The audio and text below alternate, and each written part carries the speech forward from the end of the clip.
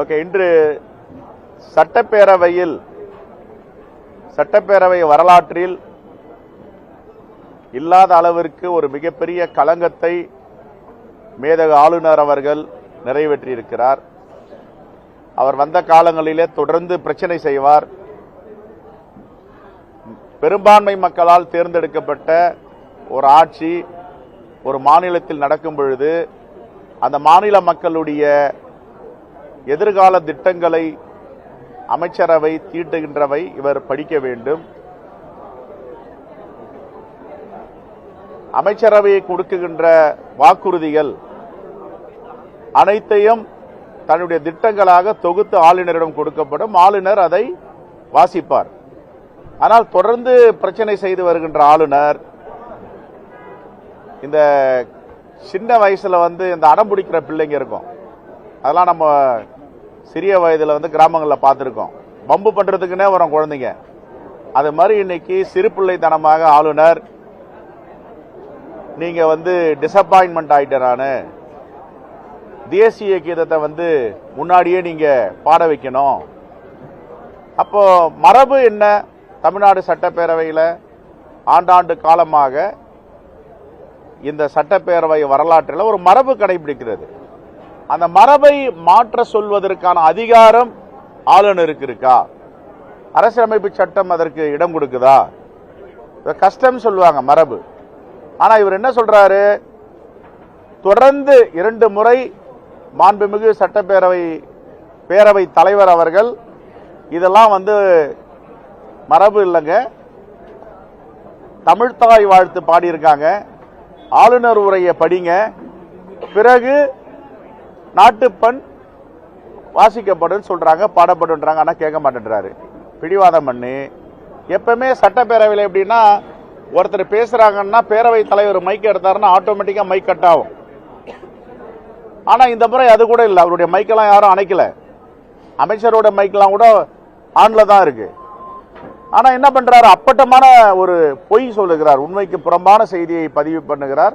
இத வரலாற்று சிறப்பு மிக்க மாமன்றத்தில் மைக்கெல்லாம் அணைச்சிட்டாங்க, மைக் ஆஃப் பண்ணிட்டாங்கன்ற பொய் நாக்கூச்சம் இல்லாமல் பேசுகிறார். இதை வன்மையாக காங்கிரஸ் பேரியக்கம் கண்டிக்கிறது. இப்படிப்பட்ட ஒரு அநாகரிகமான ஆளுநரை தமிழ்நாடு சட்டப்பேரவை இதுவரை கண்டதில்லை என்பதை அவர் பதிவு செய்திருக்கிறார். அவர் தன்னை மாற்றிக்கொள்ள வேண்டும். இப்படி அவர் நடப்பதால் தமிழ்நாடு மக்கள் எப்படிப்பட்ட ஆளுநரை பாஜக அரசு தமிழ்நாட்டுக்கு அனுப்பியிருக்கிறார்கள் என்பதை தமிழ்நாட்டு மக்கள் தெளிவாக புரிந்து வைத்திருக்கிறார்கள்.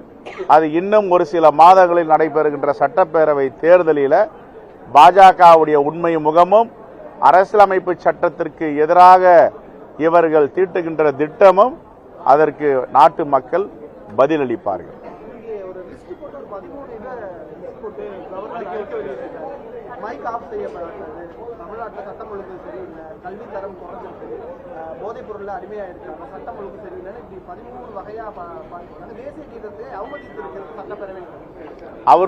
அவர் பிறந்து வளர்ந்த பீகார் மாநிலத்தில் சட்டம் ஒழுங்கு எப்படி இருக்கு?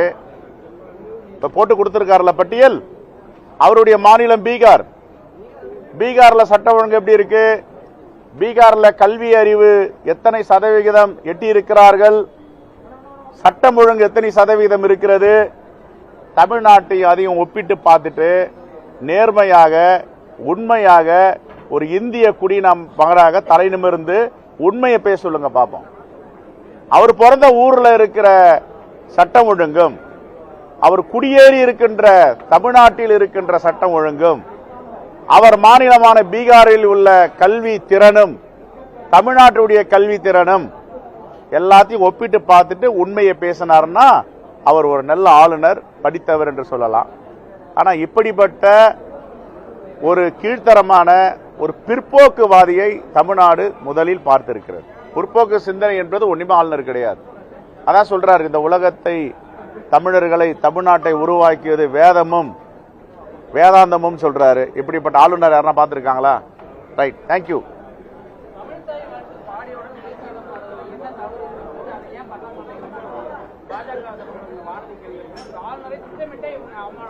இப்ப அவன் இல்ல வானதி சீனிவாசனும் ஆளுநருடைய கலாச்சாரத்தில் கலந்துட்டாங்க.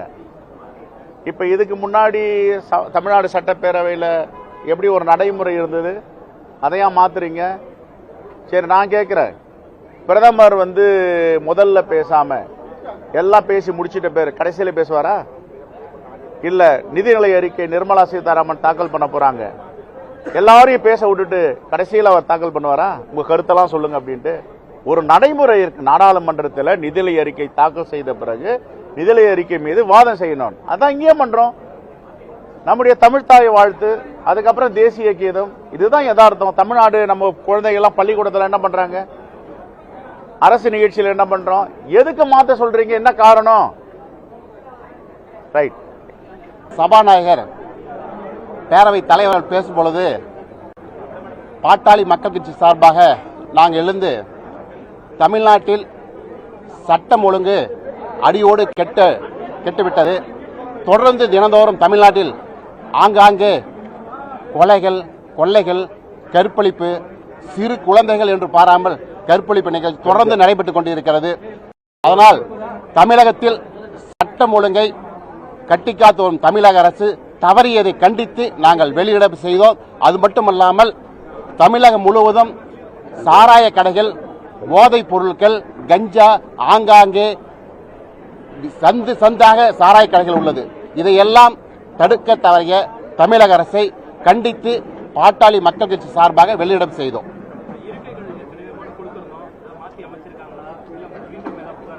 அது இவங்க மாற்றி அமைக்க மாட்டாங்க. அது நாளை 23ஆம் தேதி தான் அதை கண்டிச்சு நாங்க ஒரே சப்ஜெக்ட் தமிழ்நாட்டில் முழுமையாக சட்ட ஒழுங்கு கெட்டுவிட்டது. அதற்கு பத்திரிகை தொலைக்காட்சி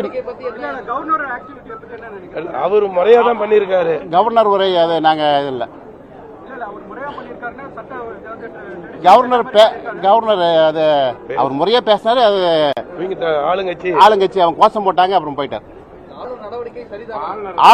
ஆளுநருடைய நடவடிக்கை சரிதான். அவர் கோஷம் போட்டாங்க, எந்திரிச்சு போயிட்டாரு.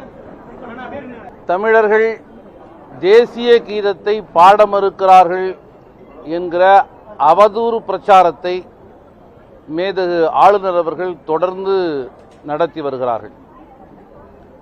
தமிழ்த்தாய் வாழ்த்து பாடப்பட்டு நாட்டுப்பண் இசைக்கப்படுவது இறுதியாக என்பது தமிழகத்தில் 100 ஆண்டு காலமாக தொடர்ந்து கடைபிடிக்கப்பட்டு வருகிற நடைமுறை. ஆனால் வேண்டுமென்றே தேசிய அளவில் தமிழர்கள் மீது வெறுப்பை, வன்மத்தை கக்கக்கூடிய வகையில் ஆளுநர் அவர்கள் அபாண்டமான பழி சுமத்தி தேசிய கீதத்தை நாட்டுப்பண்ணை இசைப்பதற்கு இவர்கள் தயங்குகிறார்கள் என்கிற ஒரு பொய்யான தோற்றத்தை உருவாக்க முயற்சிக்கிறார். இது ஆளுநர் என்கிற முறையில் மாத்திரமல்ல, ஒரு அரசியல்வாதி என்கிற முறையில் கூட நாகரிகமானதல்ல, கண்ணியமானதல்ல. இவ்வளவு மோசமான வெறுப்பை உமிழ்கிற தமிழக ஆளுநர் RN ரவி அவர்களை விடுதலை சிறுத்தைகள் கட்சியின் சார்பில் வன்மையாக கண்டிக்கிறோம். இத்தகைய அச்சுறுத்தலுக்கு ஒருபோதும் தமிழகம் அடிபணியாது. தமிழகம் நாட்டு பற்றிலே எந்த வகையிலும் குறைவானதல்ல. தொடர்ந்து நமது மரபுகளை பாதுகாக்க ஓரணியில் திரள்வோம். இன்று கட்சி வேறுபாடுகளை கடந்து தமிழகத்தில் இருக்கிற அனைத்து அரசியல் கட்சிகளும் இந்த சிக்கலில் தமிழக அரசின் பக்கம் நின்றது என்பது மிக மகிழ்ச்சியாக இருக்கிறது, ஆறுதலாக இருக்கிறது. ஆளுநர் உரை என்கிற முறையில் இன்றைக்கு சட்டமன்றம் துவங்கியது. வழக்கம்போல் ஆளுநர் உரையாற்ற வேண்டும். ஆளுநர் உரை என்பது அரசினுடைய திட்டங்களை, அரசினுடைய செயல்பாடுகளை ஆளுநர் வாயிலாக அரசு சொல்கிற ஒரு சட்டபூர்வமான ஏற்பாடு தான் இந்த ஆளுநர் உரை என்பது. அரசு அதனுடைய திட்டங்களை, செயல்பாடுகளை, நடைமுறைகளை என்ன செய்து கொண்டிருக்கிறோம் என்பதை அறிக்கையாக தயார் செய்து அது ஆளுநரிடம் கொடுப்பார்கள். ஆளுநர் அப்படியே அதில் என்ன இருக்கிறதோ அப்படியே படிக்க வேண்டும். அதில் எந்த விதமான கருத்து சொல்வதற்கு ஆளுநருக்கு சட்ட ரீதியாக எந்த அதிகாரமும் இல்லை. ஆனால் தொடர்ச்சியாக தமிழ்நாட்டு ஆளுநர் இப்படி ஆளுநர் உரை படிப்பதற்கு வருவதும் விளையாட்டுத்தனமாக வெளியேறுகிற இந்த அவையை அவமதிக்கிற, தமிழ்நாட்டு மக்களை அவமதிக்கிற, அம்பேத்கருடைய அரசியல் சாசனத்தை அவமதிக்கிற செயலை தொடர்ந்து ஆளுநர் செய்து கொண்டிருக்கிறார். இன்றும் அதே போல வழக்கமாக வெளிநடப்பு செய்து வெளியிலே வந்து அவர் பேட்டி கொடுக்கிறார். அவர் ஒரு ஆளுநர் போல நடந்து கொள்ளவில்லை. அவர் பிஜேபி அரசாங்கத்தினுடைய பிரச்சார ஊழியராக அவர் நடந்து கொண்டிருக்கிறார். தமிழ்நாட்டு அரசினுடைய செயல்பாடுகளை சொல்வதற்கு பதிலாக அவருக்கென்று ஒரு அரசியல் இருக்கிறது. அந்த அரசியல் சித்தாந்தத்தை வெளிப்படுத்துகிற ஒரு வேலையை கவர்னர் சட்டத்திற்கு புறம்பாக செய்து கொண்டிருக்கிறார். அதை இன்றைக்கு சட்டமன்றத்தில் இருக்கிற உறுப்பினர்கள் அனைவரும், எதிர்க்கட்சியை தவிர, நாங்கள் வன்மையாக அவருடைய செயல்பாடுகளை நாங்கள் இன்றைக்கு கண்டித்திருக்கிறோம், அதை கண்டிக்கிறோம். ஆகவே ஆளுநர் என்பவர் சட்டத்திற்கு உட்பட்டு என்ன செய்ய வேண்டுமோ அந்த நடைமுறையை தான் அவர் பின்பற்ற வேண்டுமே ஒழிய அவர் தானடித்த முப்பாக எதுவும் செய்வதை மார்க்சிஸ்ட் கம்யூனிஸ்ட் கட்சியின் சார்பிலும் இந்திய கம்யூனிஸ்ட் கட்சியின் சார்பிலும் இன்றைக்கு இடதுசாரி கட்சிகள் ஆளுநருடைய செயல்பாடுகளை வன்மையாக நாங்கள் கண்டிக்கிறோம். 7.5 கோடி தமிழ் மக்களின் உணர்வுகளை பிரதிபலிக்கின்ற மாமன்றம் தான் தமிழ்நாடு சட்டமன்றம் என்பது. தமிழ்நாடு சட்டமன்ற மரபுகளின்படி பெரும்பான்மை மக்களோடு வாக்களித்து தேர்வு செய்யப்பட்ட அரசு, அமைச்சரவை கூடி அந்த அரசுடைய திட்டங்களையும் கொள்கைகளையும் தீட்டி ஆளுநருக்கு அனுப்பி வைக்கப்பட்டு ஆளுநர் ஒப்புதல் அளித்த பிறகு அது தமிழிலும் ஆங்கிலத்திலும் அச்சடிக்கப்பட்டு ஆண்டாண்டு காலமாக நடைமுறையில் இருந்தவாறு ஆளுநர் உரையாற்றுவதற்கு முன்பாக தமிழ்தாய் வாழ்த்தை தொடங்கி ஆளுநர் உரை முடித்த பிறகு தேசிய கீதம் இசைப்பது, தொடர்ந்து தமிழக சட்டமன்ற மரபு, அந்த மரபுகளெல்லாம் மீறி தமிழ்நாடு ஆளுநர் அவர்கள் ஆர்.என். ரவி அவர்கள் முதலில் தேசிய கீதம் இசைக்க வேண்டும் என்று கூறி ஆளுநர் ஆங்கில உரையை படிக்காமல் வெளியேறியிருப்பது இந்த மாமன்ற மரபுகளை, மாண்புகளை மீறுவது மட்டுமல்லாமல் இன்றைக்கு அரசியலமைப்பு சட்டத்தை ஆளுநர் மீறியிருக்கிறார்.